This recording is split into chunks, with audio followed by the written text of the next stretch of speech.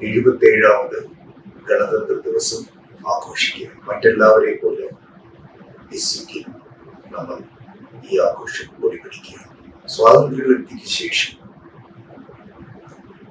നമ്മളൊരു കോൺസ്റ്റിറ്റ്യൂഷൻ സ്വന്തമാക്കുകയും ആ കോൺസ്റ്റിറ്റ്യൂഷൻ വഴി rule by the people for the people എന്നുള്ള തത്വം പ്രാബല്യത്തിൽ കൊണ്ടുവരികയും ചെയ്തതാണ് റിപ്പബ്ലിക് ദിനത്തിന്റെ പ്രാധാന്യം.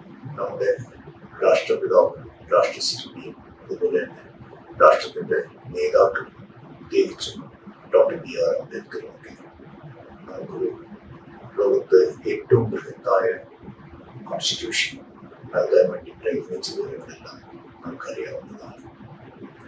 ആ മഹാരഥന്മാരെല്ലാം ഓർമ്മിക്കാനും സ്മരിക്കാനും മനസ്സുകൊണ്ട് അവർക്ക് നന്ദി പറയാനുള്ള ദിവസം കൂടിയാണ് റിപ്പബ്ലിക് ഡേ. ഈ റിപ്പബ്ലിക് ഡേ നമ്മൾ ആഘോഷിക്കുമ്പോൾ നമ്മുടെ മുന്നിലുള്ള ചാലഞ്ചസ് കൂടെ വന്ന് മനസ്സിലാക്കുന്നത് നന്നായിരിക്കും.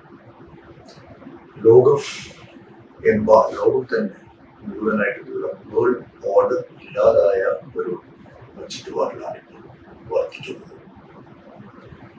നമുക്കെതിരായിട്ട് വരാൻ സാധ്യതയുള്ള എല്ലാ ശക്തികളെയും തിരിച്ചറിയുകയും അവരെയൊക്കെ അവരുടെ നിൽക്കേണ്ടത് നിൽക്കാൻ വേണ്ട ശക്തി നമ്മൾ ആർജിക്കേണ്ട സമയമാണ്.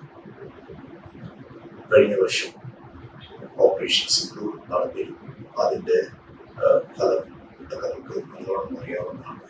നമ്മുടെ രാഷ്ട്രം ഒറ്റക്കെട്ടായി പൂർവാധികം ശക്തിയോടുകൂടി ഇക്കണോമിക്സും ഫിനാൻസിലും മാത്രമല്ല രാജ്യം ദൃഢമായിട്ട് ശക്തിയേറിയ രാജ്യമാക്കി നിർത്തേണ്ട കാര്യം ചുമതല നമുക്ക് എല്ലാവർക്കും ഉണ്ട്.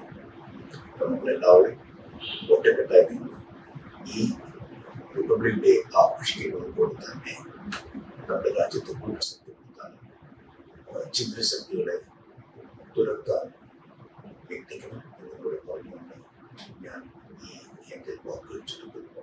നിങ്ങൾക്ക് എല്ലാവർക്കും ഒരു നല്ല റിപ്പബ്ലിക് ദിനം ആശംസിച്ചുകൊണ്ട് ഞാൻ